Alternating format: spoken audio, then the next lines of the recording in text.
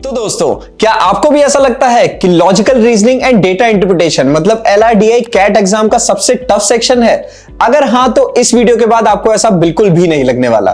तो फ्रेंड्स, मेरा नाम है प्रियम और आज मैं बताने वाला हूं आप लोगों को 5 ऐसी स्ट्रेटेजीज जिसकी वजह से आप LRDI को इजीली क्रैक कर पाएंगे। सबसे पहली स्ट्रेटेजी है जो कि मुझे भी बहुत इंपॉर्टेंट लगती है, वो है प्रैक्टिस। जी हां, आपको करनी होगी बहुत सारी प्रैक्टिस और बहुत सारी प्रैक्टिस के लिए आप लोगों को चाहिए होंगे बहुत सारे क्वेश्चंस।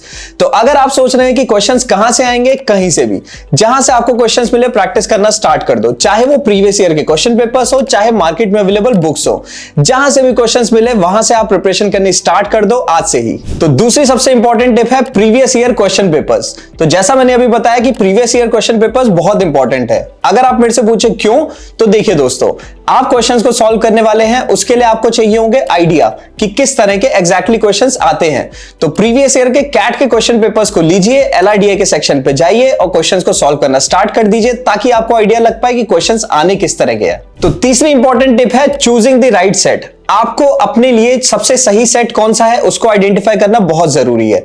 तो देखिए दोस्तों, कैट का LRDI सेक्शन भी अलग अलग सेट्स में डिवाइडेड होता है जिसमें अलग अलग टाइप के क्वेश्चंस होते हैं।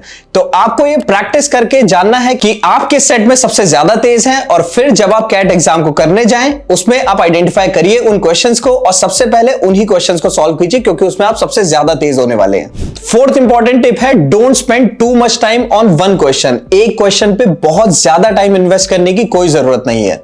ये सबसे बड़ी गलती है जो स्टूडेंट्स कैट के एग्जाम में करके आते हैं कि एक क्वेश्चन पे इतना ज्यादा टाइम दे दिया और उस पे और भी ज्यादा टाइम देते हैं ताकि आंसर सही निकल आए। अगर आपका आंसर सही निकल भी गया तो उसमें भी आपका लॉस है क्योंकि एक क्वेश्चन पे बहुत ज्यादा टाइम इन्वेस्ट हो चुका है और बाय चांस अगर आंसर सही नहीं भी आया तो आपका time as well as question दोनों का लॉस हो गया। तो अगर आपको लग रहा है एक क्वेश्चन पे बहुत ज्यादा टाइम लग चुका है और आंसर सही नहीं आने वाला है, कोई दिक्कत नहीं है, मूव ऑन कीजिए नेक्स्ट क्वेश्चन पे। तो लास्ट सबसे इंपॉर्टेंट टिप है चूजिंग द राइट रिसोर्सेज। तो अगर आप LRDI के क्वेश्चंस को सॉल्व कर रहे हैं तो आप कहां से उन क्वेश्चंस को ला रहे हैं ये भी जानना बहुत इंपॉर्टेंट है। तो मार्केट में अवेलेबल बुक्स की अगर मैं बात करूं तो मेरे हिसाब से सर अरुण शर्मा की बुक्स जो है वो काफी अच्छा ऑप्शन हो सकता है आपके LRDI क्वेश्चंस को प्रैक्टिस करने के लिए। और बुक्स के अलावा दूसरी भी बात करूं तो आप ऐसे भी गेम्स को खेल सकते हैं जिनमें आपके ब्रेन का इन्वेस्टमेंट हो रहा हो, अपने ब्रेन की सोचने की पावर को इंक्रीज करने के लिए और क्वेश्चंस को सॉल्व करने की भी। तो ये थी दोस्तों 5 ऐसी इंपॉर्टेंट टिप्स जो मुझे लगता है आपको LRDI सेक्शन क्रैक करने में काफी हेल्प कर सकती हैं। अगर आपको जानना है कि और भी सेक्शंस को कैसे एक्सेल करा जा सकता है तो सब्सक्राइब कीजिए हमारे चैनल को।